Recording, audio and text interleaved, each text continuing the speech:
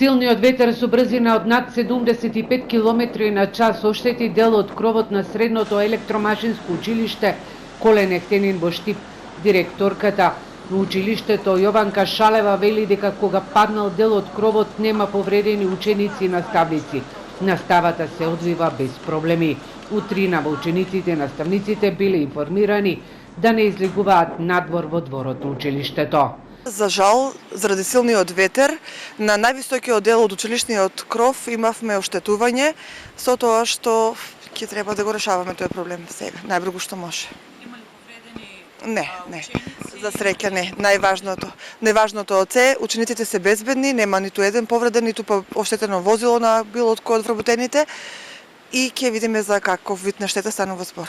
Попладнево ветрот однело и дел од кровната конструкција на стамбена зграда во штипската населба Автокоманда. Силниот ветер во Штип остави неколку населби без улично осветлување. Испокинати се електрични кабли, како и кабли на кабелските и интернет операторите. Штипскиот градоначалник Иван Јорданов информира дека екипите на штипските јавни предпријатија, како и пожарникарите се на терен и веднаш реагираат по пријавите на граѓаните. На повеќе локации поради силината на ветерот има паднати дрвја и гранки и има пријава за оштетен автомобил.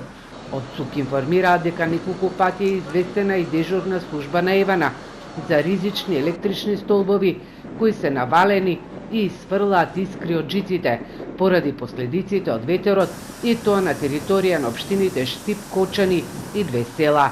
Според известувањето од ДУХМР има портокалово предупредување за ветер.